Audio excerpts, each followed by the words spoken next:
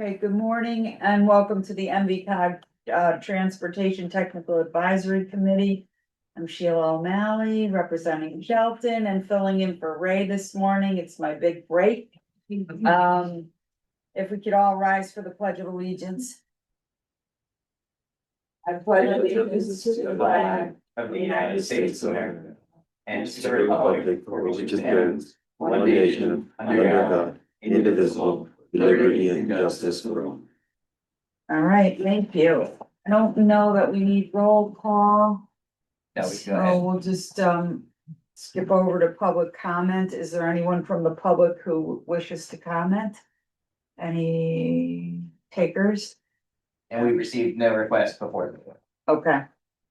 So seeing none, we'll move on to the approval of the October 1, 2025 meeting minutes.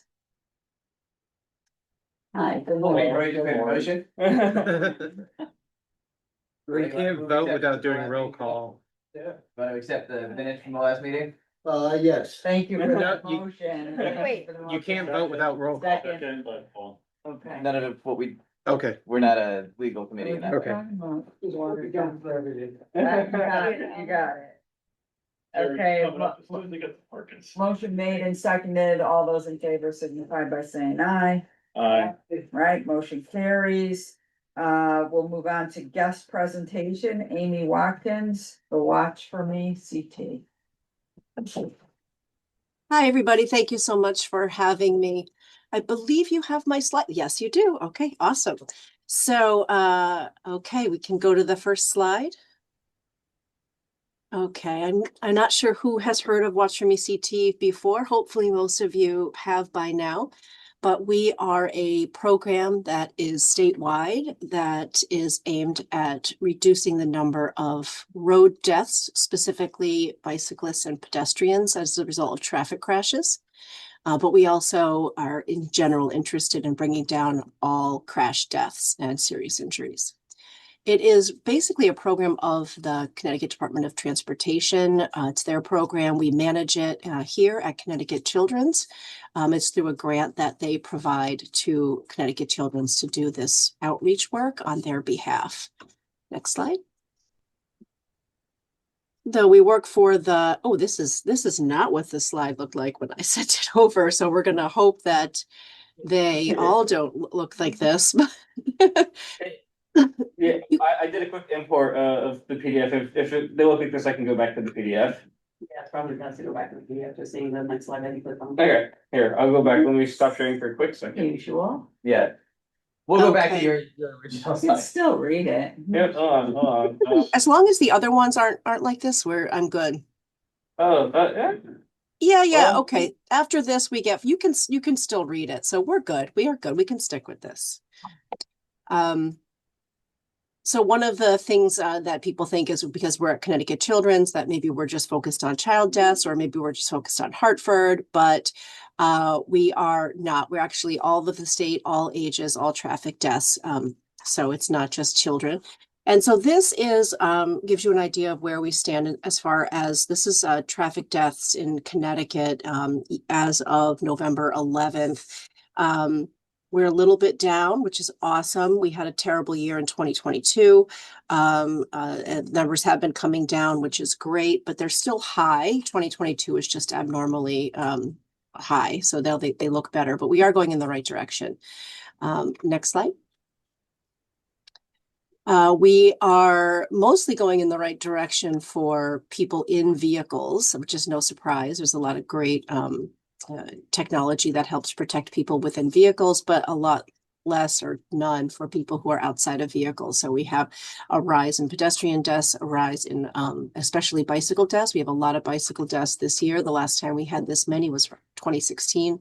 So we're having kind of a bad year for bikes. Motorcycles had a bad year last year. They're doing a little bit better this year, but still a concern in our state. So next slide. Okay, so what is that impact? So if we look at 2024, there were more than 1,600 crashes that involve pedestrians and bicyclists. So that means every 5 days, we had 23 crashes, 3 serious injuries, and 1 death. So 1 death of a pedestrian or bicyclist every 5 days. That's kind of a lot for our little state. And these are all pictures of real people in our state who were killed while they were walking. Next slide. So what is Watch For Me? We have a media campaign. We do education and awareness activities across the state. We provide resources to anyone who needs it. We provide direct services to towns, which I think a lot of you might find interesting and helpful. And feel free to follow up with me after this if you want to get in on any of the things that I covered today.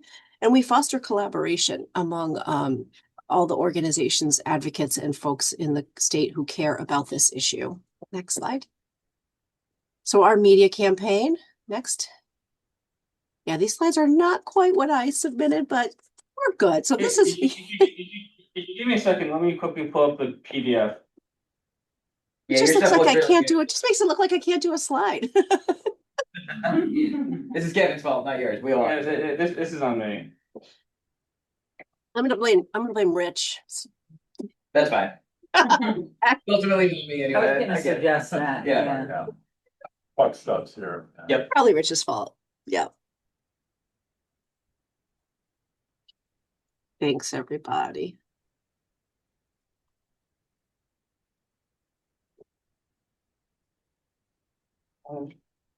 I have slides that I could share my screen and just show my slides. Hold on, I'm almost there.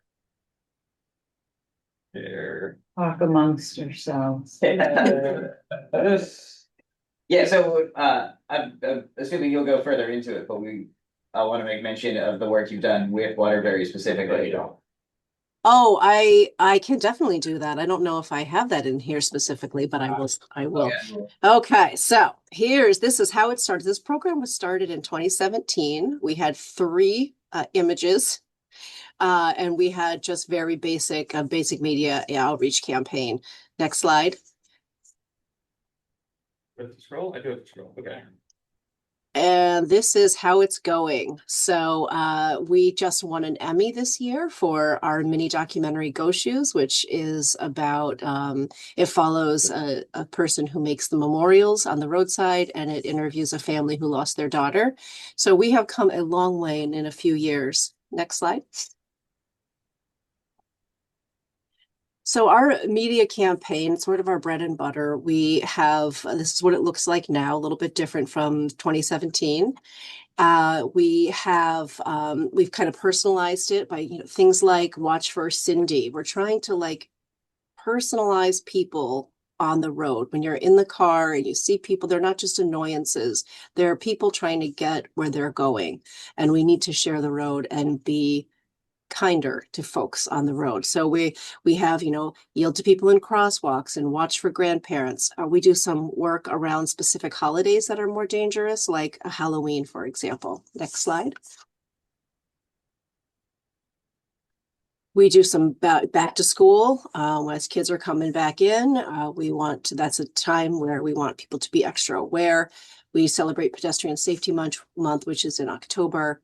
We do a lot of information around, letting people know how many crashes there are, how many people are affected, reminding people how to be safe out there, such as being visible, and basic things like how to use infrastructure, how to signal your turns on a bicycle. Next slide. We also do some cross-topic education, which is, although, distracted driving and impaired driving, for example, aren't immediately thought of as, bike ped safety topics, how people drive affects, how safe we all are on the road. So we share messages around impairment, around, paying attention when you're driving, also when you're walking and biking. And then we have an issue with highway deaths of people out of their vehicles on the highway, unfortunately. So we do some work with slow down, move over, work zone safety. We've lost some people, that have been highway workers, et cetera, police officers. So we want to elevate that as well. Next slide. We noticed that there was a lot of older folks who were bearing the population of older folks in Connecticut was bearing the brunt of the fatality numbers disproportionate to their number of elderly people in our state. So we partnered with AARP, and we created a campaign that is called Words to Live By, and it focuses on being safe and with older people, around older people on the roads.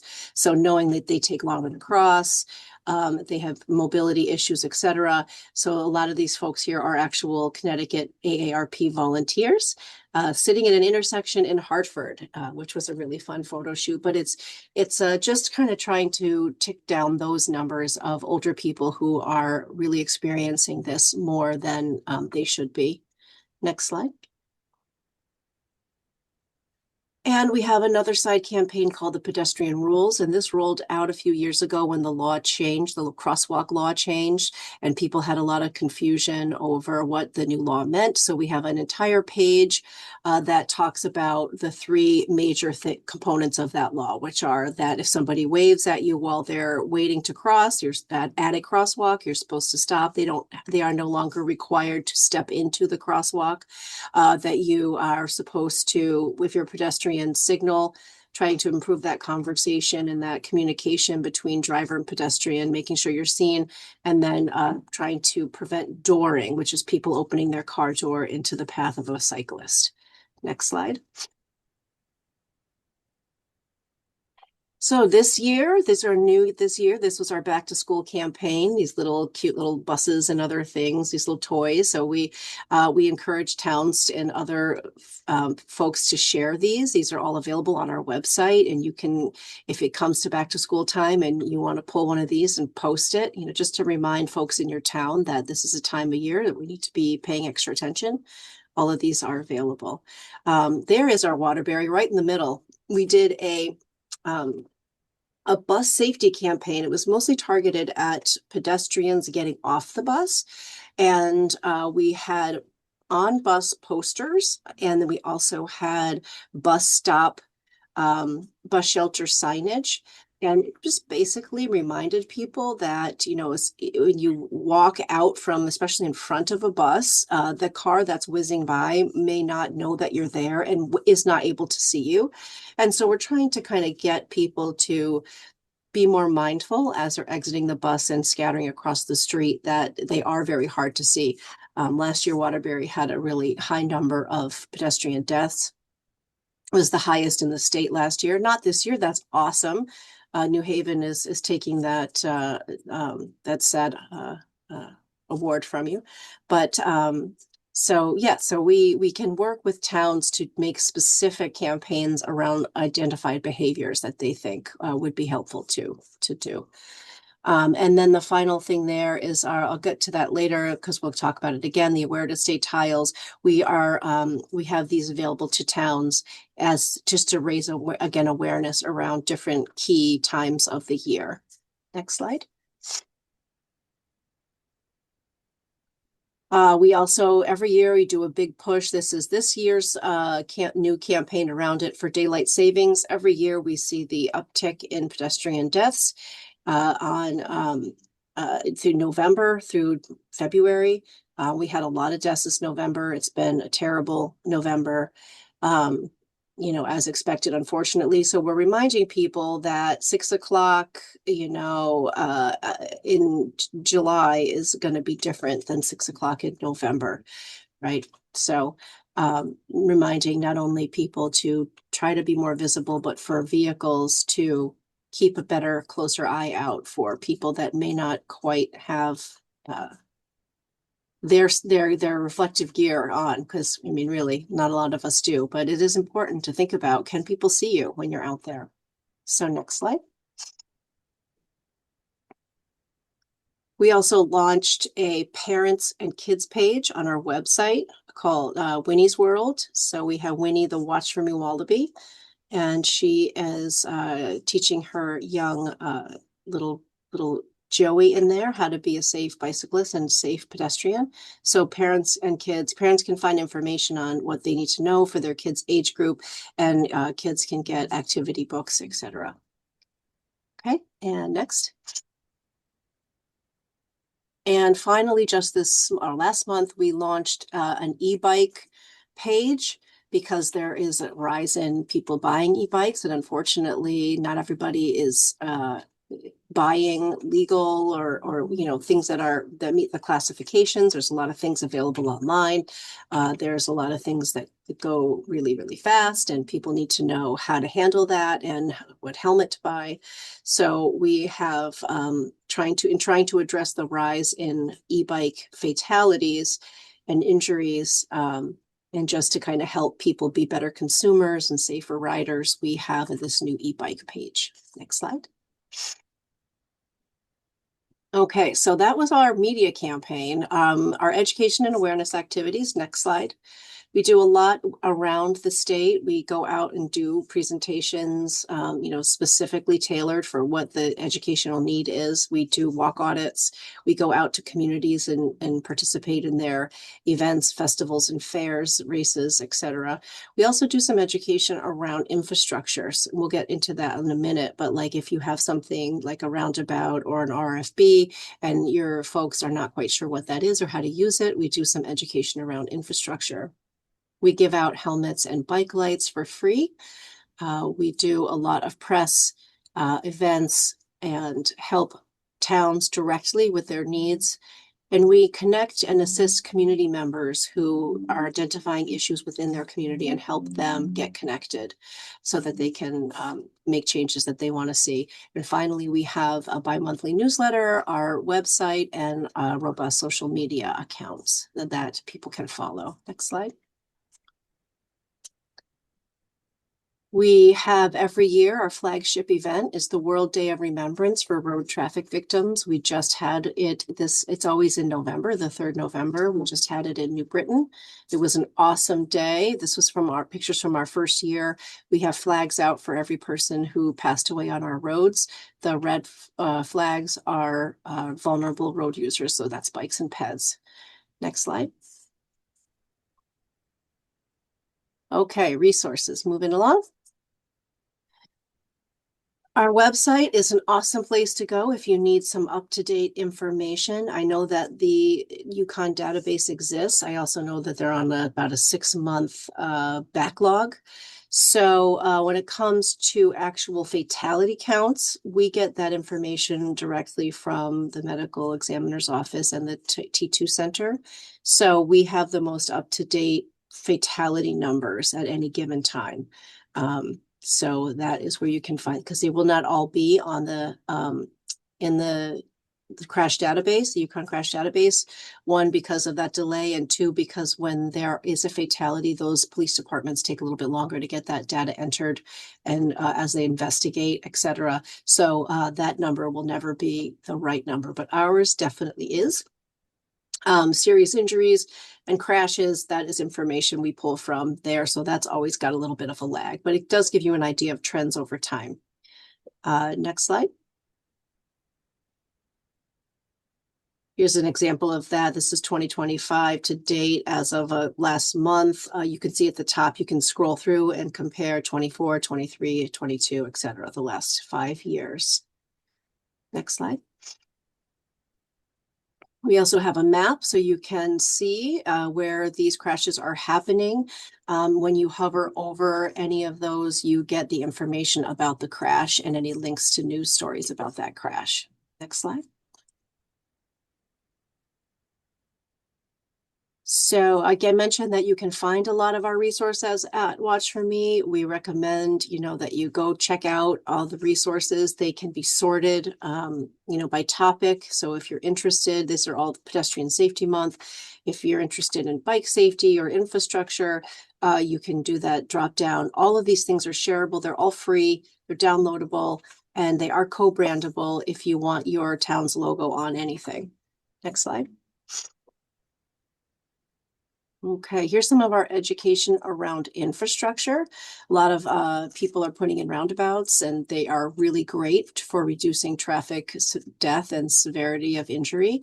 But a lot of people are a little bit unsure about them and how to use them. So we have some handouts about dispelling myths related to roundabouts, how to drive in a roundabout, and what the benefits are. We also just like road diets is another one. People are like, we don't know what that is. That sounds terrible, but actually there are benefits. And what we like to do is take sort of engineering, the materials that a place like the T2 Center makes that are geared at engineers, and take that information and put it into a format and a way of speaking that the average person can understand. So we take it and make it suitable for general consumption. So what are the basic things that the public needs to know?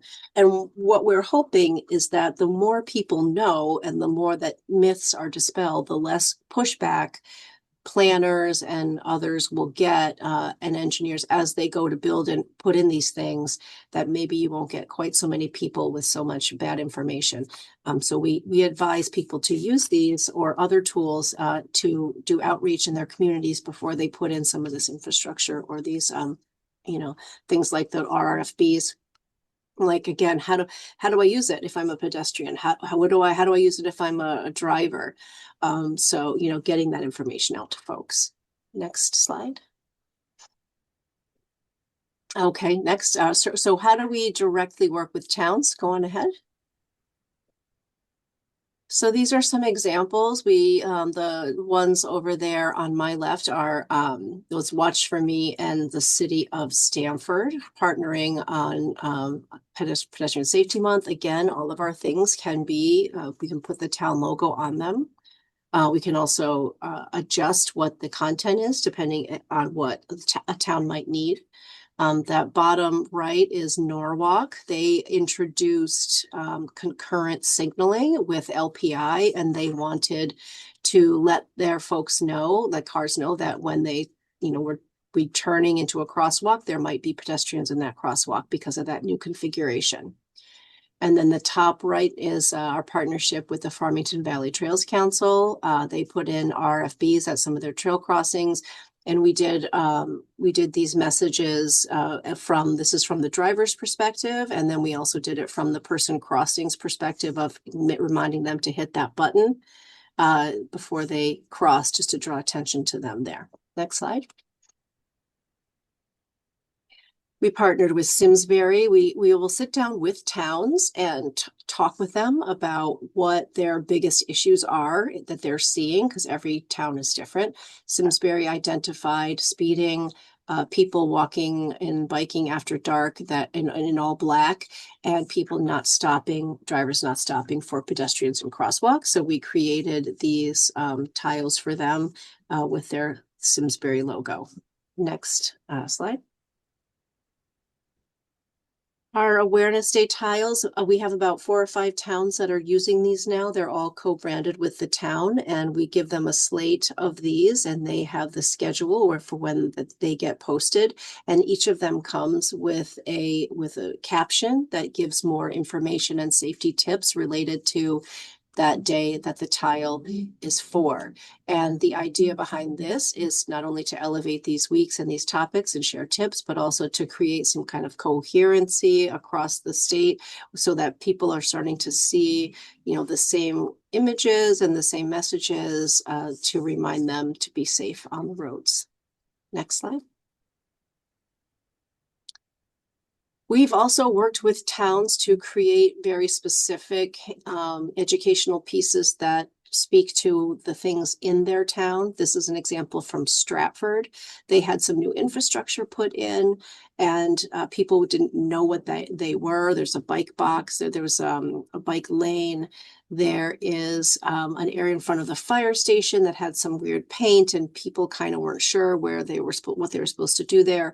So we actually had pictures from the town, and we explained what each of the different pieces of infrastructure were, and these were available for them to hand out to their residents. Next slide. And go on.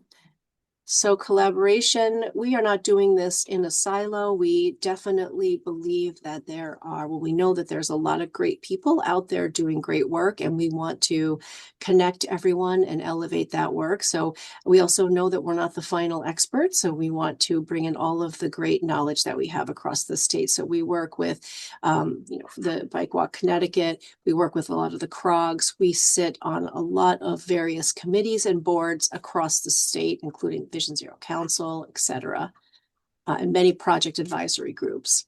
Next slide. We also partner with a lot of towns. More are being added every day, and we partner with groups across the state, as I mentioned. So the COGS, Safe Routes to Schools, AAA, the Greenways Council, lots of local bike ped groups, et cetera. Next slide. This year is new. We assembled an e-bike working group. We were hearing from a lot of sources that, e-bikes were becoming a concern. We work at the Children's Hospital, so we do know that the stats, our emergency room visits last year related to e-bikes for the first part of the year were 32. This year it was 92. We know that there's a lot of injury happening around that. So we created a e-bike working group with many of the people listed on the previous slide. There they are again. A lot of those folks, we invited everybody. Anybody's welcome to come to that meeting and help folks understand what do we need to know how to understand this law, how do we communicate it to the public, and how what kind of legislative changes are needed, if any. Next slide. And that's it. Okay, excellent. So basically, we are here to work with towns who want to do education around bike safety, pedestrian safety, driver safety, infrastructure, et cetera.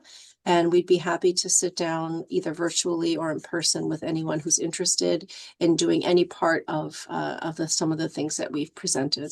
One thing that's not in the slide deck is our new pace car pledge.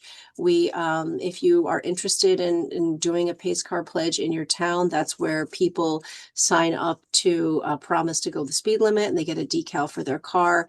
We are just launching that, and we have one town that is going to be our pilot town. So if you're interested in that, I can also provide that information. And I thank you all for listening to me, and I hope that you'll get in touch. Thanks, Amy. Appreciate it. We can move on to item 3, which is full. I Oh, think Mark has sorry. a question. Yeah. Sorry about that. If anyone has No any problem, questions. Sheila. Yeah, good morning. Amy, very good presentation, enjoyed it. Your work is very, very challenging. As you may know, NVCOG is working on our safety action plan, and we had interviews with each of our communities, with the police chief or somebody from the police department, as well as engineers. And we, really got a lot of insights on what they see as sort of the real challenges relating to roadway safety. Just couple of things. One of the things that came out of our interviews is that we have pedestrian signals, we have crosswalks. The problem is getting people to actually use them.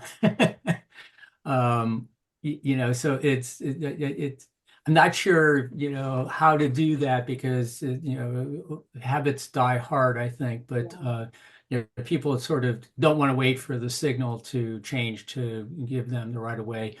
Some people don't want to walk the 50 feet to the crosswalk; they'll just cross in the middle of the road. So that's been kind of a challenge. Yeah. So, we're looking at what ways we can sort of change people's behavior to look better. The other thing, and you alluded to it, is the e-bikes. Almost every interview we did, the representatives made mention that e-bikes are becoming, or not just e-bikes, but e-devices are becoming more and more of an issue. And it's a two-edged sword. It increases accessibility and transportation options. However, their concern is that a lot of the users of especially e-bikes are young and they really don't know how to properly ride them. And then the problem is they're easily modifiable, which makes Yeah. Okay, it's rated to go 25 miles an hour maximum, but they can adjust those, make adjustments so that they can go a lot faster. So, yeah, that's going to be a real challenge in the coming years. Yes, yes. And that's the challenge that we are facing right now and trying to chip away at. I think some of the biggest areas we're focusing on with e-bikes, one is that you mentioned children. So like children, people under age 16, people without licenses are only allowed to ride class 1 and 2 e-bikes. Right. And so parents may think from that, well, my 11 or 12-year-old could ride a class 1 e-bike. Now that goes 20 miles an hour, it weighs 50 Right. pounds. It's very hard to maneuver. And maybe you have a child who sees their friends getting e-bikes and they don't have a lot of on-road experience. Maybe they haven't ridden a lot, and now their first kind of major bike thing is an e-bike. So we are worried that people without the developmental skills and the physical ability and the road know-how are getting on these bikes, and I think that is a problem. And so what we're going to do for that is target some parent education. We did 3 PSAs this shopping season, one of them talking about, is your kid ready for an e-bike? We talk about the helmets, that regular bike helmets are kind of tested around 14 miles an hour, not good if you're going 28 miles per hour. It's very hard because a lot of this stuff is not enforceable per se. It's really tough because police will only stop somebody who is doing something egregious. They really can't look at somebody and say, well, I think that person looks too young, right? Like that's not something you can do. And it's very hard to tell from afar if a bike is one of the classes, is the wattage correct? What speed is it? All of that stuff is very, very hard. So we have a challenge as far as enforcement with these things. So I think the low hanging fruit, as if it can even be called that, because it's still challenging, is to focus on parents and kids under 16 and making sure. I mean, I know that a lot of the danger behaviors and stuff are going to be kids older than 16, but we can really try to work on getting younger folks to making sure parents are, number one, making sure their kid can handle that e-bike, and 2, making sure that people know what they're buying, because you can buy a lot of things on Amazon, etc., that don't even meet the Connecticut legal criteria for e-bikes. They're basically motorcycles, they're e-motorcycles, they're autocycles. They go extra fast, or they are regular e-bikes that have been modified, and once you modify it, they no longer fall under the classification. And all that stuff is dangerous. You got unregulated batteries. So I think we have a can of worms with the e-bikes, and we're working on that's why we have that e-bike group. How do we tackle some of these issues? Because there's a lot of issues around that. So if you're having an e-bike issue in your town and you want to talk with us about it, we are happy to do that. It is challenging. And to go back to crosswalks, yes, that is. So there's a few things that come to mind with that. That's an issue for sure. One of the ways to deal with that is to look at changing infrastructure to make people more apt to use the crosswalk. And one of the ways people do that is with concurrent signaling. The reason concurrent signaling is safer, people think, how could that be safer than exclusive? Because exclusive means everybody's stopping. And so if no cars are going, obviously the pedestrian's safer. But what happens with that is the cycles are very long, and you have to wait for all the traffic to go in all the direction before you get the exclusive signal. And so people are not waiting. And what they're doing is they're crossing against the signal now with through cars going 40 plus miles per hour. And that is a recipe for a serious injury or fatality. So one of the ways to make crossing legally more of the default choice is by looking at concurrent signalings and giving people more legal times to cross, more frequent times to cross, and hoping that they will wait a minute while they wait for their signal. And if you implement that with LPI, the leading pedestrian interval, you get people out into the crosswalk and established in the crosswalk before cars start to go, which increases safety as well. But we are one of the few states that mostly has exclusive signaling, so there's a learning curve for our population. But some towns are doing it. Some, New Haven's doing it, and Norwalk's, a couple towns are doing it. The other thing is a carrot and stick. So enforcement. It really, jaywalking, quote unquote, is not illegal unless you're between two signalized intersections. So if somebody crosses a road out in the middle of Nowheresville, that's legal. It's if there's a crosswalk and a light here and a crosswalk and a light here, and somebody just decides to cut through the middle, that is illegal, and that could be something that your police enforcement looks at enforcing. Those, when you're like, you got to walk 50 feet, maybe not a quarter mile, but you got to walk 50 feet. The other side of that coin is the carrot, which is we've done some crosswalk activities where we've been out with local police and we give away things like a coupon for a free ice cream if people cross safely and wait for the light. So it's doing some of that outreach on a positive level, reminding people that cross illegally that they could be in danger if they do that. So there's a few different things that we can do, but that is a hard one. As you said, old habits die hard. People are in a hurry, but one of those things is by making more safe, frequent crossings, and making those waits not quite as long, and hoping people will do the right thing.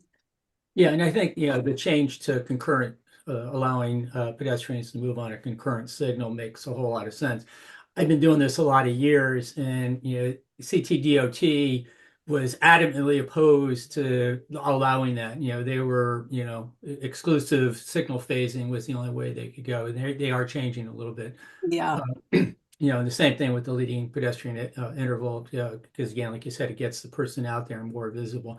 And I think visibility is the real key too. And one of the things we'll be looking at is just, a crosswalk improvement program that really makes crosswalks highly visible. Yes. So you're more likely to use because you see it and you know where it is, and right. things And like well lit, because most pedestrian crashes, yes. most Yeah, pedestrian definitely, crashes yes. and deaths happen after dark. Yep. So well lit, reflective paint, raised crosswalks, etc. All these things are part of the countermeasures that work. The raised crosswalk is another thing we're going to be suggesting in certain locations, because Mark, you're jumping ahead. We're about to talk about the TTAC plan.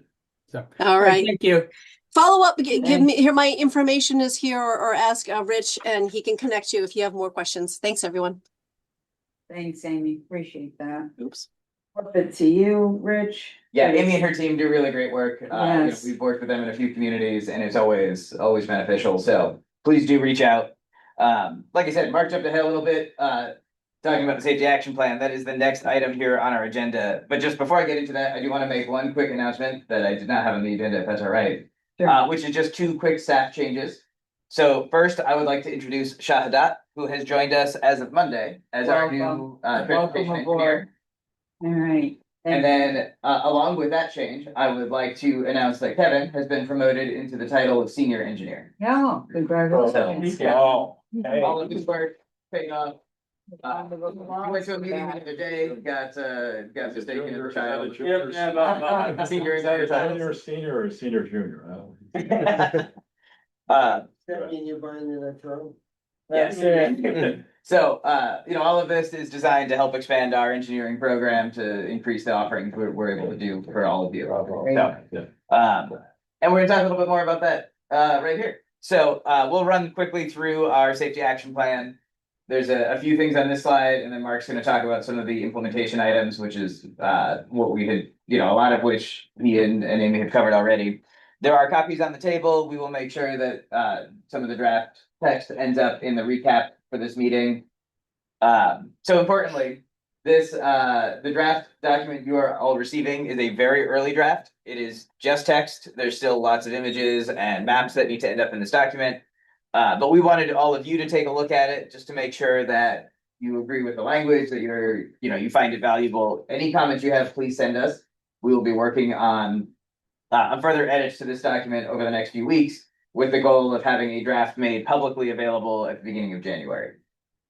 So the plan itself is a detailed safety action plan based on the federal highway guidelines, but it comes along with a few other things. And so Desiree, if you could actually click on that dashboard, or Kevin, if you could click on the dashboard, you're sharing the screen. There we go. And see if that will take us there. Yes, but I didn't share it correctly. Great. So one of the major deliverables coming out of this plan is a public facing hub site using the Esri hub site tool. That'll include all of the same information that is in this plan. It will be designed for the public particularly.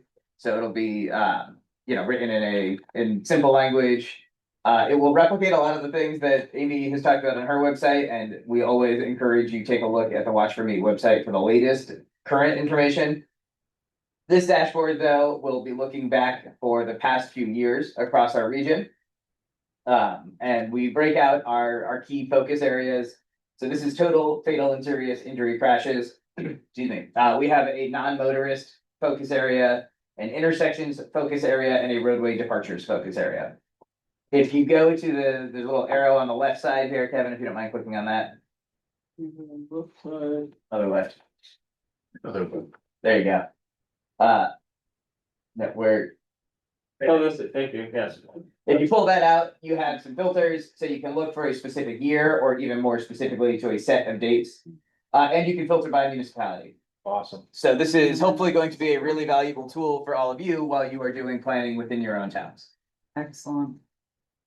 So this and the full hub site, we are hoping to make available around the middle of this month. We'd like to have it up before the next NVCOG board meeting on December 19th, 17th? 19th, December 19th. If you'll go back to the slide. So it's not up there yet. It is not public yet. It does exist on the internet, but it's not, hasn't been shared yet. Will we get to see it a couple days before our bosses get to see it? Absolutely. Yeah. Yeah, it's publicly available, just you need the link to look at it, so. So we'll include the link for that in the meeting recap from this. Okay. And then, same thing, if you look through it and see anything that you have questions about or any suggestions, please let us know. We're happy to make adjustments and make it work best for you. And so that gets us into the timeline for next steps on this plan. We have until the end of March as the federal period of performance on the grant that is paying for this work. And so our plan will be to present a more complete draft to the board at our December 19th meeting, to the NVCOG board at the December 19th meeting, to make it available publicly in January, beginning of January. We'll have a public comment period that will run through the February 20th board meeting, and we'll include public comment at the February TTAC meeting. We will also ask for all of you to endorse that plan at the February TTAC meeting. And so we will be making an extra push to make sure we have as many towns represented as possible for that one. And so Kevin, if you'll move on to the next slide, Mark is going to just run through a few of the emphasis actions that we've identified coming out of this plan. All right, thanks, Rich. Very quickly, next couple of slides just highlight the emphasis action areas that we're going to include in the plan. There's a lot more narrative in the plan that will explain exactly what we're talking about under each of these areas. The key takeaway is that these actions came out of two processes. One, they're data driven. So we looked at the crash data over the last 3 years to identify trends and contributing factors and issues, as well as accident type, location, things like that. But also, we had those interviews with each of our municipalities, and that also provided some insight into the types of actions that we wanted to include. And what we are putting together also is a sort of a summary. I don't call it a report. It's like 4 to 5 pages for each of the municipalities. It's going to have a summary of the data, summary of the comments we did receive during our interviews, and also we'll have a map for each town that shows crash locations. That's being put together now. Nicole is sending out a very preliminary draft to each of the representatives we talked to, so they can sort of make comments on that. So that's in the works.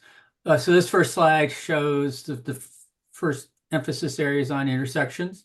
Again, we're going to upgrade signals to meet MUTCD standards, looking at areas that could require curb extensions, realignments. We're also going to be looking at feasibility of roundabouts. As everybody sort of is learning over time, roundabouts are a lot safer, much fewer conflict points. It slows traffic down and it actually provides better flow and movement through an intersection. And then the automated traffic safety enforcement devices is also something that we're going to be trying to emphasize and get support for. Road departures is a key area. That's where a vehicle leaves the roadway. And there's a lot of reasons for that. Some of these are, single vehicle crashes. So again, we're looking at upgraded signage, possibility of rumble strips are two ideas. Driver behavior and aggressive driving are really problematic. But it's the problem is how to deal with changing some drivers' behavior, and that's through education, increased enforcement. And one of the things we heard back from the representatives during the interviews was the speed feedback signs appear to be very effective. Where they have put them in place, they find that it has been effective in reducing travel speed. So, we're going to be looking at trying to install more of those. Vulnerable users is a really important area that we need to look at. As Amy indicated, pedestrians and bicyclists are being involved in crashes at a higher rate than they should be. So again, some of the actions are high visibility crosswalks, RRFBs, again, upgrading the PED signals to meet MUTCD. And for bicyclists, we have a number of multi-use trails in the region that we'd like to continue building out, because if bicyclists can ride on those, they're separated from traffic and less vulnerable. Protected bike lanes is another action. We're again providing some separation between motorized vehicles and bicyclists. Next slide. These next two is dealing with older and younger drivers because of the type of how older drivers drive and how younger drivers drive. We have to have sort of a special emphasis on dealing with these two groups. Again, education is a key focus. Then we also looked at a number of corridors throughout the region where a high incidence of crashes are occurring. So what we'd like to do over the next few years is to look at more detailed corridor safety assessments, road safety audits, things like that, to really dive very deeply into what is occurring and what we can sort of how we can address some of the crashes. And these are the lists of the top 10 crash locations or corridors throughout the region that we'll be sort of emphasizing in the coming years. Next slide. And then finally, we did come up with some preliminary infrastructure concept projects. These are, again, top crash locations, and Kevin has been looking at these locations and putting together some ideas for actual road infrastructure improvements. This can deal with a number of things. Again, realignment of an intersection, road diet, adjusting curvature of a road, in a wide range of actions that we're trying to put together some ideas for, and that would be pushing those forward in the coming years. So that's basically it on the emphasis areas. I can answer any questions that anybody might have. Thanks, Mark. Appreciate that. And just as a reminder for everybody and for the sake of the recording, I know it can be jarring to see your town and specific locations on screen, but all of this information is protected under Section 409 of Title 23. And so it does not increase the town's liability to be identifying or studying these areas, as long as it is for the purpose of prioritization of projects and identifying the best location to address these problems. Thanks. Thank you for the clarification. Does anybody have any questions for Mark or anyone? Yeah, is there any funding attached to these improvements? Well, that, Yes, that is a great question. what they're trying to do with those infrastructure projects. Is Yeah. to kind of identify what the needs are and right. So part of this whole thing will be an implementation plan. And one of the things you'll notice is that this aligns really closely with all of the other work we've been doing. You know, we're talking about the active transportation plan, the upcoming metropolitan transportation plan, the long range plan. The VFT production strategy we adopted a few years ago, and it all ties back together. And so we are really moving in a single direction on this. Our goal is to identify a number of potential programs to fund some of these improvements. So the first and foremost, having this updated action plan makes all of the towns eligible for the Safe Streets and Roads for All program, which we know has been very popular, and we're very hopeful will continue into the next federal transportation authorization. But beyond that, there's a number of other state and federal programs that all of these projects could fall into. And so we'll be looking at each specific location for what might be the best way to pay for it. The short answer is there's not a separate or dedicated funding source for these right now that is not discretionary. And we are working on that as well as part of the state's highway safety improvement plan process. Is Safe Route the schools still in there? It is still around. Yes. The department does have a Safe Routes to School coordinator. They're doing, Is that CCDP? no, that is a related but separate program. Yeah, it felt like they were trying to combine it at one point. They are giving priority on state funding sources to projects that have gone through the Safe Routes to School program. So if you have a sidewalk or a school area that has been identified for improvement by the Safe Routes to School program, it gets extra points for things like community connectivity. Okay. However, there is no direct implementation funding associated with the Safe Routes to School program right now. We are hopeful that might also change in the next transportation authorization at the federal level, but that is perhaps unlikely given the administration's priorities. I The know, goal, though, ultimately is to get all of these projects that you see on the screen here. Some of them are going to be new, some of them we've done in the past, but to get all of these implemented over the course of the life of this plan, so that we can then move on to the next tier of crash locations in the next update of this plan. thanks, Rich. Anybody else have any questions? Just- Online Sure, just to add in something that I should have mentioned. The issue with the safety action plan is that the focus is on fatalities and serious injuries. So again, these are locations that either had a fatal crash happen at their location or resulting in a serious injury. So, you know, sometimes the local communities are more concerned about a location that has a lot of crashes that are all, you know, minor, you know, fender bender type things. This program is really targeted at the more serious or the crashes that result in the most serious injury. So again, that sort of has played into development of this list as well. Okay. Thank you. And we'll move on to lunch and learn. Kate? Yes, so I can talk about this bit on the roundabout recap. We had this lunch and learn. I guess it was last month, I believe. This I'm blanking on the person's name.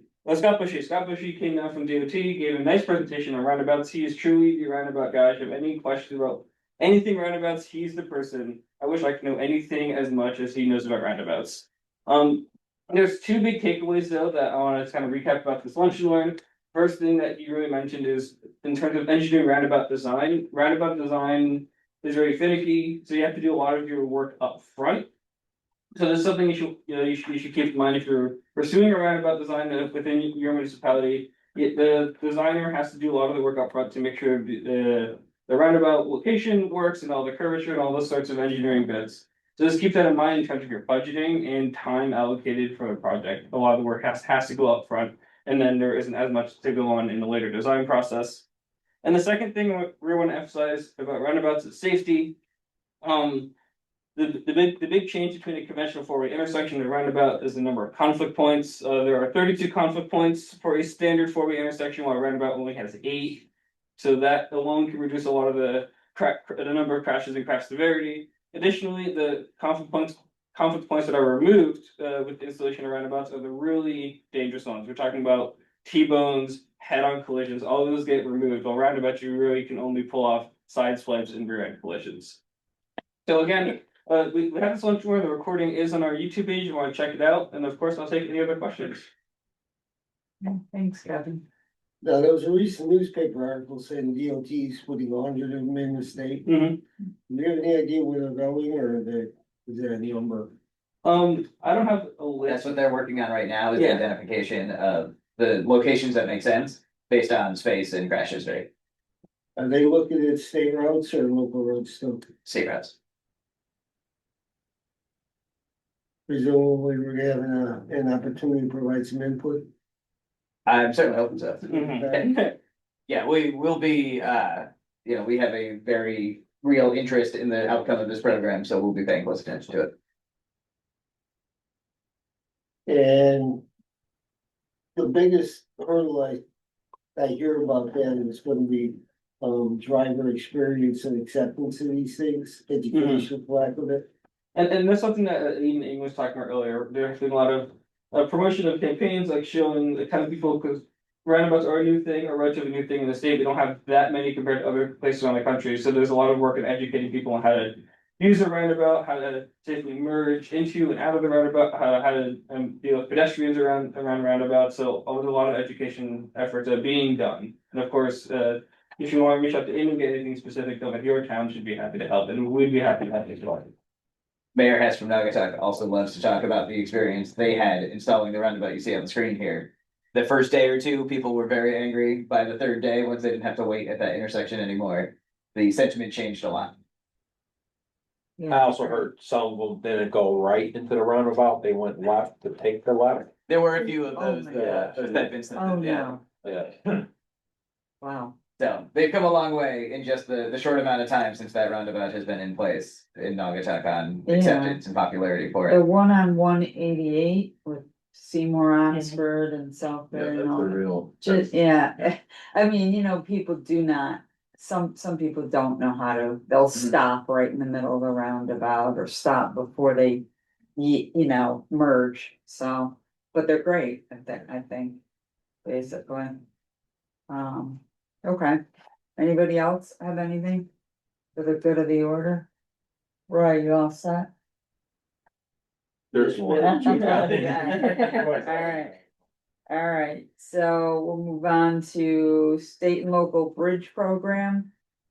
So thank you, Kevin, for giving the roundabout lunch and learn recap. We will have another lunch and learn next month on the state local bridge program. This was by request. So that'll be on January 14th. It will be hybrid. So folks, if you want to attend in person, we'll have lunch and then the program will start at noon. You can join online as well. Some of us actually got to see this presentation yesterday and learn a bit more about the state local bridge program.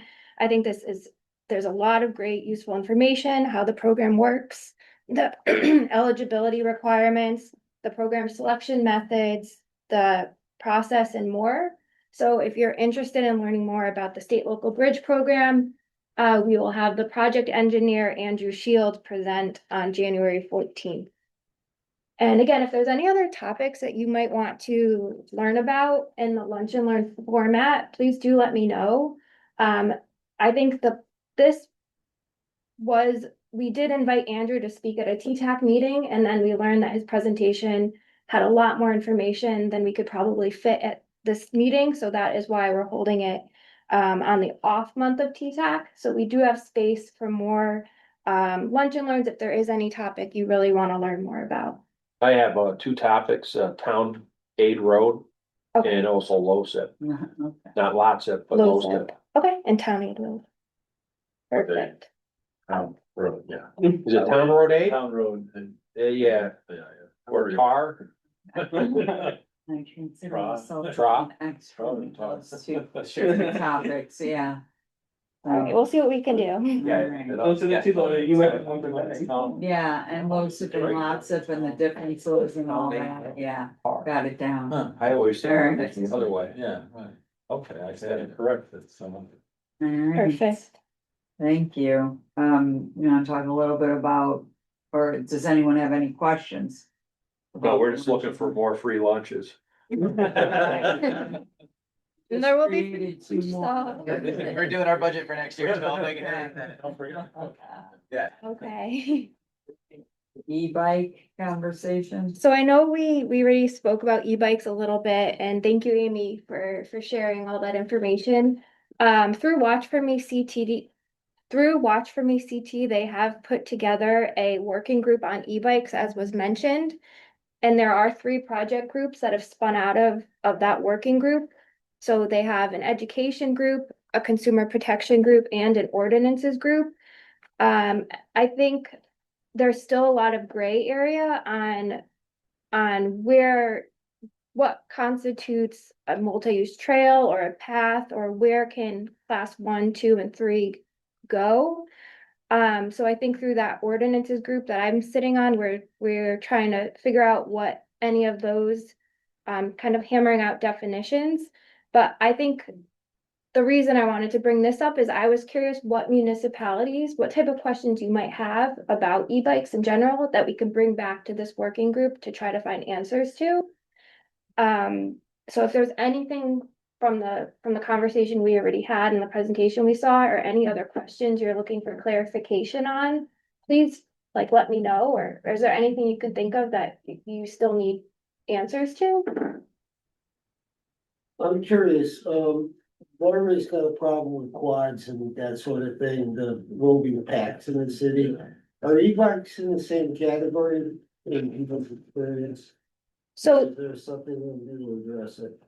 So I know that the way that the e-bikes have been defined in the latest legislation is that there's 3 classes, and class 1 are treated like pedal bikes. They're pedal assist only, and once you hit 20 miles per hour, you can't go above that. And also when you stop pedaling, the engine stops as well. Class 2 has a throttle with a maximum speed of 20 miles per hour. But there are regulations on where class 2 can ride. And then class 3 is also pedal assist. So if it doesn't have pedals that turn, then it's not considered an e-bike. And also depending on the mileage and the wattage, there's differences. I would suggest that Watch For Me CT has that e-bike resource page, and they really go through what an e-moto is compared to an e-bike. And I think it kind of explains it a little more. I think when it comes to enforcement though, not knowing if something is modified is where it gets murky, because you could say it's an e-bike. There's now consumer protection that has to specifically say what type of e-bike it is when it's sold in Connecticut. There has to be a sticker on it. But again, if you modify it after that, then the sticker would be wrong, but that is illegal technically.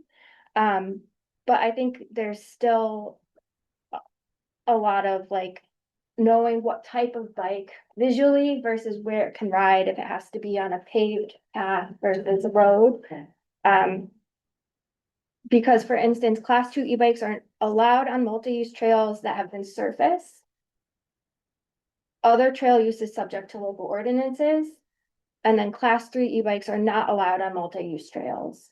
So there's discrepancy there too. Couple of funny things. So I think on the road is as you would treat it as a vehicle.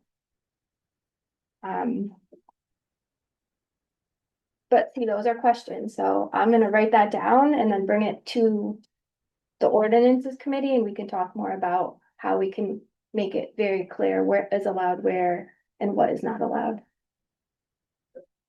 Does anyone else have any more comments or questions? Sure. All right, you got it, Ron. Thank you. And we'll move on to discretionary grant programs. Raise. I'm gonna change the direction of the slide for a minute, actually. Sorry, Mark. Safe Streets. We're gonna talk about raise, but in a different way, which is actually, the program is now called Build. And the NOFO for the Build program was released Monday. And so for any town that is interested in submitting a competitive application or a A competitive application. They're now federal competitive grants, not discretionary. Anyone who's interested in talking about a potential build project, please let us know. Should be called Bear Project, because it's a bear of an. It's a huge lift. For projects of a minimum of 5 million and up to 25 million in federal award. We would encourage towns to strongly consider your chances at this point before putting an application together. Mainly the larger municipalities and. Well, and unfortunately, most of the type of projects that we typically have seen from Connecticut are not the administration's current priority. And we know that Connecticut has not performed well under this administration in competitive grants. And so, the amount of work that goes into a build application compared to the likelihood of award, I think is seriously worth considering in the past, you mean, right? Because this is only a 6-month. Yeah, this will be the first solicitation for build under this administration in this cycle. In 2016, from 2016 to 2020, Connecticut was awarded no discretionary grants. Right. So, we can take from that a consideration of our chances on some of these programs. So if anyone wants to talk about build, though, please let us know. We're happy to assist in any way we can. We will be sending out a packet or a memo with information about the program to all TTAC members and chief elected officials later today. And what does BUILD stand for again? It is better utilizing investments to leverage development. And so this is the program that was originally Tiger, then it was BUILD, then it was RAISE, and now it is BUILD again. Well, when I took a look at the no-fall, I was wondering if there's any projects potentially of regional significance that could score higher on the matrix. Huntington Avenue, for instance, or some of the other major route improvements. Possibly. I think given the direction we've heard on discretionary grants out of this cycle, or out of this administration, we probably would be looking for things designed to mitigate congestion primarily. And so a project like Huntington Avenue could possibly fit that. I think they are looking to really focus in on highway construction in this cycle. And so we'd be talking about adding capacity, which is just something we're not doing a ton of around the region, but it might be worth looking at. Did we get anything from 2020 to 2024? We did. So Waterbury was awarded a RAISE grant to do the phase 2 of their Greenway Trail and West Main Street. And the region was awarded to do design of some of the Greenway, which was later rescinded after the administration change. Yep. Now, aside from the mix master, are there any other congestion areas within the region? There's Route 34, for instance, or some of the others. Yeah, there's one area that really rises to being notable, and that is the interchange of Interstate 691 with Interstate 84. And the department has already been working on that one, and it has made it onto the next 5-year capital plan for them to make improvements there. So that is the next major congestion point in the region.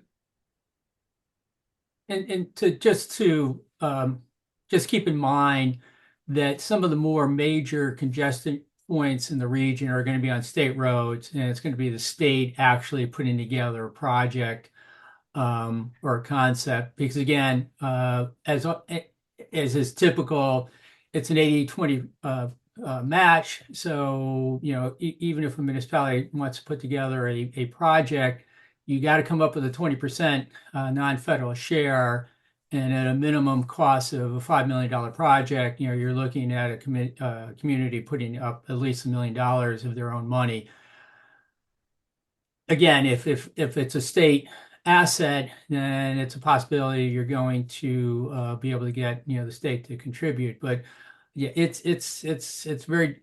I'm a lot more pessimistic than Rich is. I think it's a very difficult lift at this point, for these types of projects for a municipality. So if you do know of a real critical need in your community, the best thing is probably let's work with CTDOT to see if the state will get on board and actually sponsor the project as opposed to the municipality sponsoring it. The program looking at intermodal anywhere else? Technically, yes. I wouldn't. The law says it does, however, the comments we heard back when they canceled our previous award were that that is not the administration's priority on with this program at this point. So, Thank you, Madam Chair, again for your patience. There's no problem, Brian. All right, so we can move on to environmental planning if you'd like. okay. You want me to talk about Protect a little bit, Rich? That's up to you. I mean, sure, a little bit, Mark. Just to announce that we I like did select a preferred consultant to start the for the Protect project, so that's moving ahead. We're going to start with negotiations, real soon to on the scope and fee negotiation. So, that's just that is moving.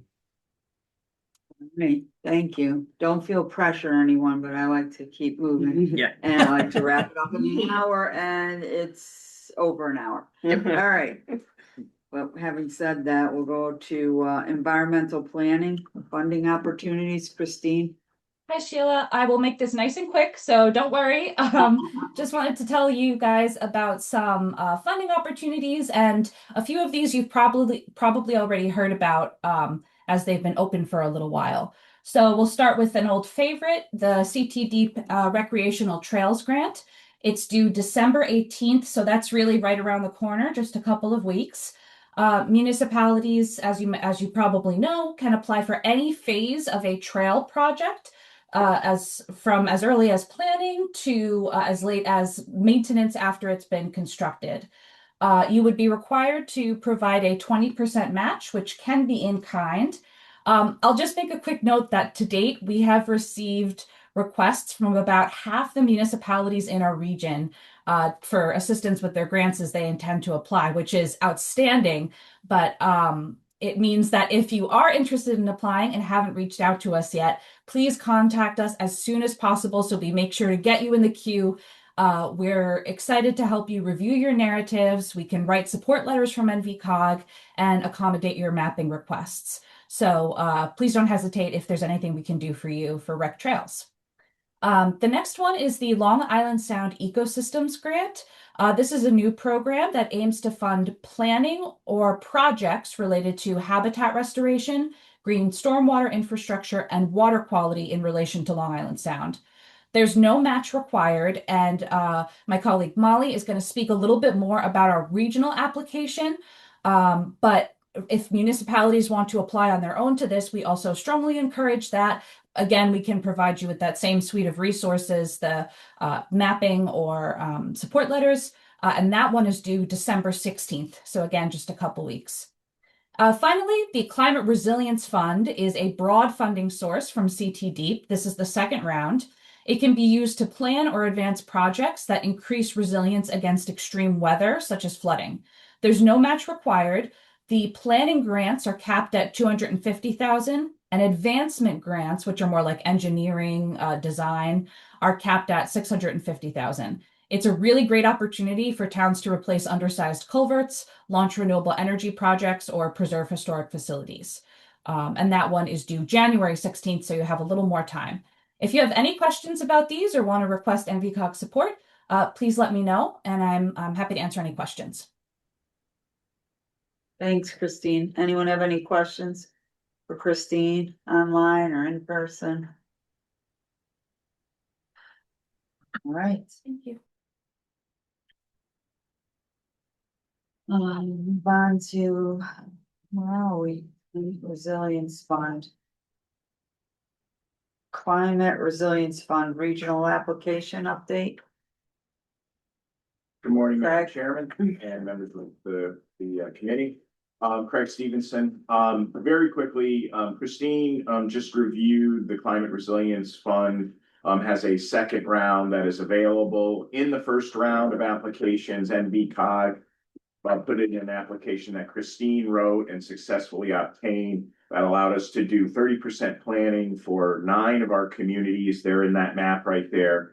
Round 2 provides us with the opportunity to fund and bring all of those 9 projects up to full planning, shovel-ready status. And we're working ahead to do that. We have confirmed with most of the municipalities on the list. There's a couple that I need to just check in with, make sure I know exactly where they are on being part of this application. But we're going to submit these 9 towns for a regional grant. We did get some positive feedback from CTD that they would allow us to go beyond the cap of 650. This is for an advancement grant. They would allow us to go above 650 for a regional grant application. So we're moving ahead. We've talked to many of you about it. If anyone has any questions, I'm glad to answer. Anyone have any questions for Craig? About this? All right. Next, Long Island Sound Ecosystems Grant Regional Application. And that is Molly. Thank you, Madam Chairman. I'm Molly Johnson, for those who don't know me, environmental planner here at NVCOG, and just wanted to provide an update about our regional application for the Long Island Sound Ecosystems Grant. So we're planning to apply for the green stormwater infrastructure funding for a planning grant.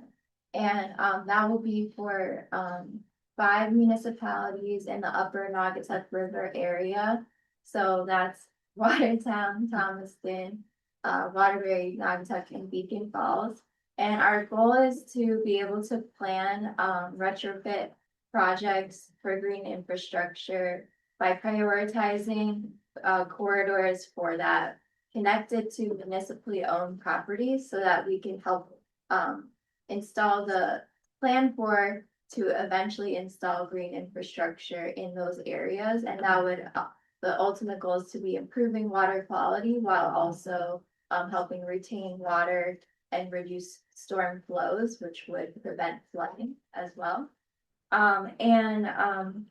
We just wanted to make you all aware that we are submitting that application. It's been approved by the NVCOG board. And we've been in contact with the municipalities, so we're communicating with them about letters of support. But I also wanted to make you aware that we are building our internal capacity to do this across the region. So one of the components of the application is that we came up with criteria to prioritize the areas in each municipality. And that is a simple kind of plug and play methodology that we're able to use. So if you're interested and you're not on the list of who we're applying for this grant application, you could still reach out to us, and it should be very feasible for us to get you guys priority areas in your municipalities as well.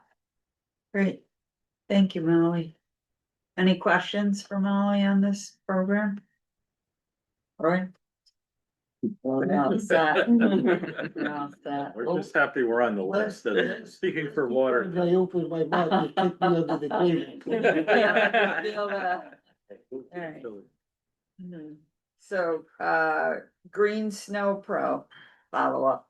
That's you, Molly. So I just want to provide another update. So last month, November, we offered the Green Snow Pro for roadways training for the for the NVCOG region, and we had, 15 participants across 10 municipalities participated, which is a really solid success for us. And we're happy that this could help prepare our municipalities for the winter months. It provided training about snow management techniques, calibrating equipment, and safe salt storage in municipal facilities. But it also, one of the takeaways was that we became aware that there is equipment that could support municipalities in implementing these techniques. And we've gotten some interest from one municipality about purchasing road temperature sensors. And so I wanted to put it out there, and I'll be following up in email form, that we are recruiting other municipalities who may be interested in buying these road temperature sensors so that we can leverage that group effort to get you guys hopefully better prices on that equipment. What's the typical cost of something like that? So they got a quote for about $1,000 a piece. So however many people want to be buying. Okay. This is for Beacon Falls. They're interested in buying 3.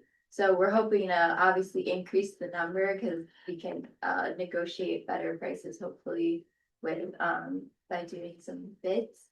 Great. And then I also just, if that's not a specific equipment that you're interested in, but there's something else that relates to snow management or shared purchasing, I put some examples on the slide, but please feel free to reach out because I can just include that in my group email to everyone about what we're trying to get interested. Molly, it's Jim Stewart. The road temperature sensors, what's the annual connection? Is it a mobile wireless connection that we have to pay for annually or monthly? That's a great question that is beyond my expertise. The quote that we got, it does say wireless on there, so I'm not sure if that connects to your question, but I can follow up with you. I'll reach out to the company that gave us the quote and get more information on that. For the ones that I worked with, Jim, it's actually a readout in the truck. So it's mounted to the side of the truck and it reads the road temperature inside the truck. So I don't think there's any monthly or yearly fee for that. It's a local connection. The local connection to the truck. Oh, okay. I thought that we were talking about the ones that are actually installed in the roads around town. For the truck, yeah. Yeah. This one's for the truck.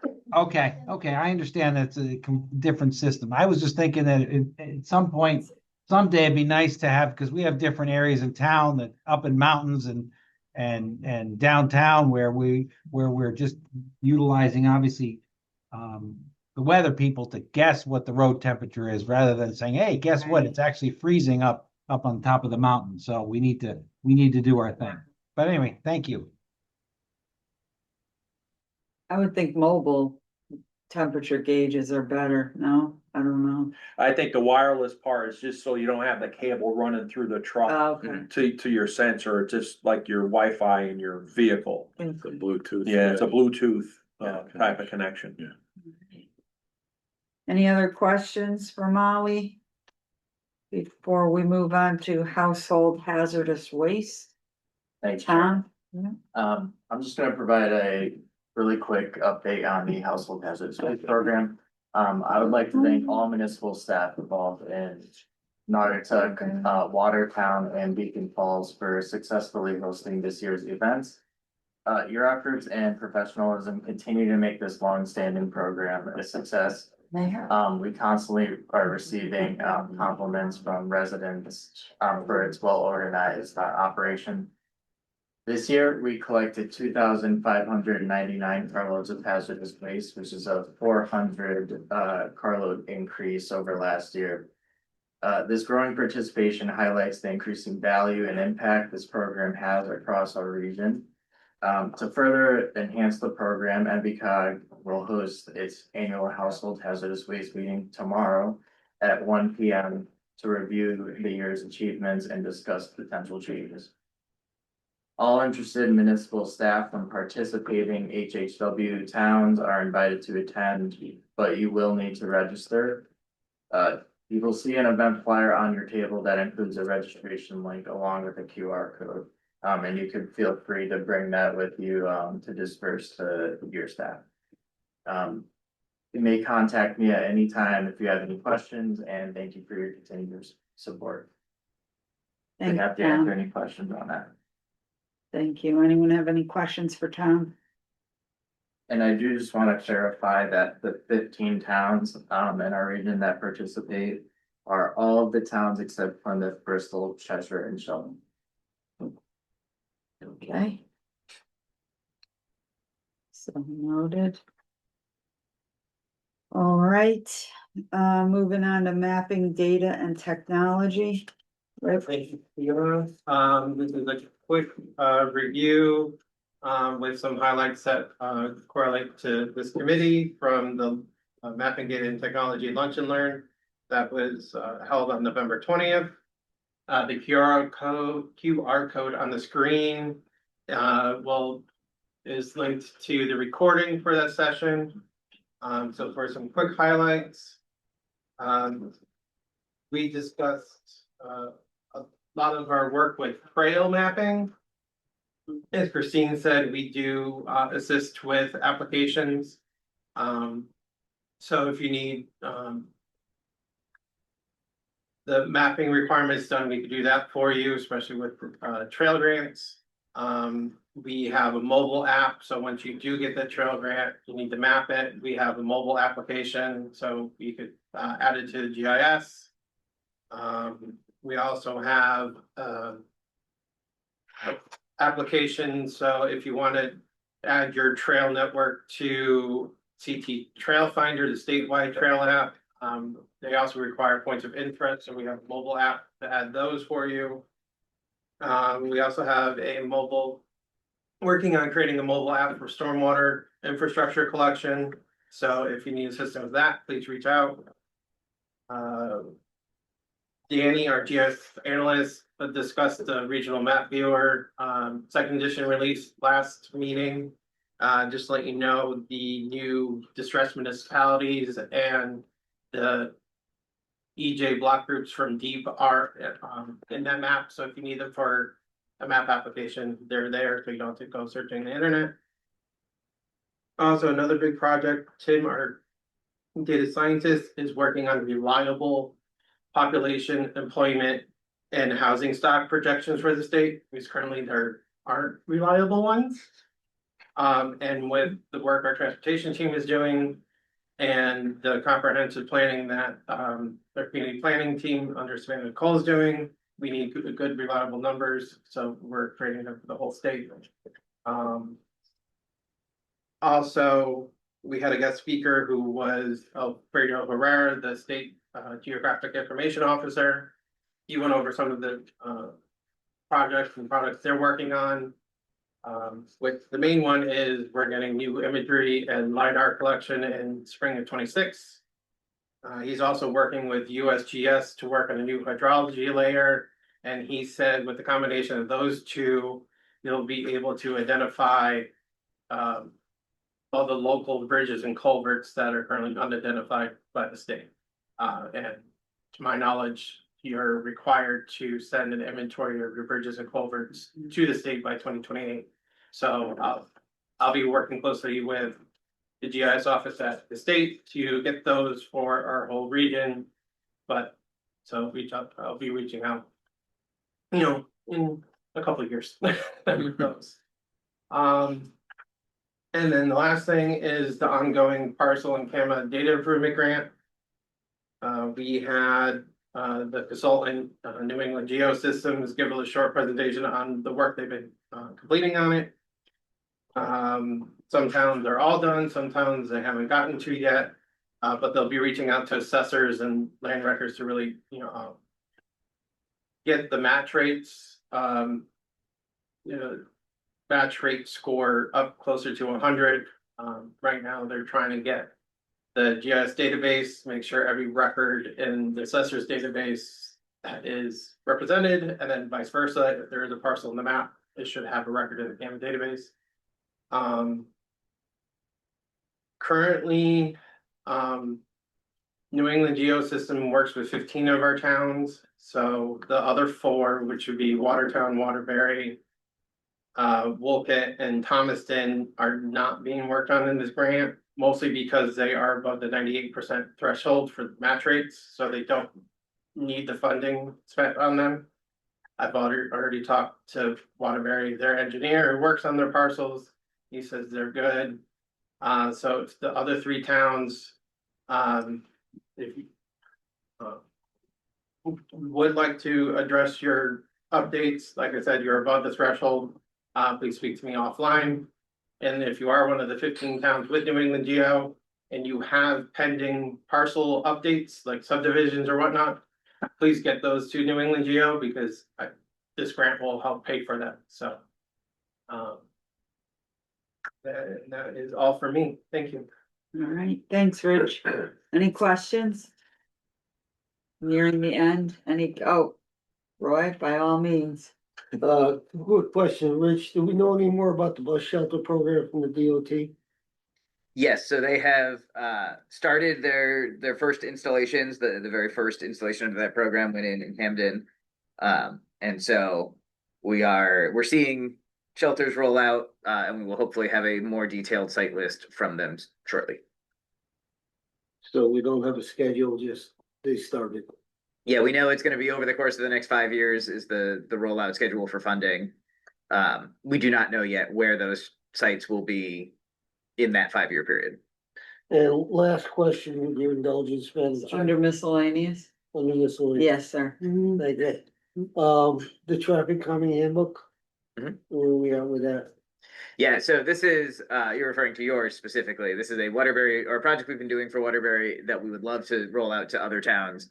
And so we've gone through a pretty detailed assessment of places in Waterbury and a process by which the city can determine the right traffic calming elements. We are making the changes we talked about last week, and so we'll have a new draft for you very shortly. Along with this, though, we have the region-wide complete streets guidebook that we will be doing an update to include some of the additional elements we've identified for Waterbury, and that we're hoping to release somewhere around early autumn of next year. So if there's anything else that is not in that complete streets guidebook that you're doing in your towns and would like to see in there, please let us know. And if you want to talk about doing a similar process type review that we've done for Waterbury, we are happy to do that as well. So please let us know. Does that answer the question for you? Perfect. Great. And short, sweet, to the point. Perfect. You got it. All right, anybody else have anything under miscellaneous that they'd like to discuss? Don't feel pressured to move along quickly. It's only, 10:35. yeah. Anything? No. All right, I see Drew, I see you down there, anything? Okay, all right, thank you, everybody. I need a motion for adjournment. Oh, do you have something before a motion for adjournment or? No, motion to adjourn. Second, all those in favor? Aye. All right, thanks, everybody. This is very good. Very. Yeah, thank you all. We appreciate the time. Yeah. Happy holidays. Yes, you too. Thank you.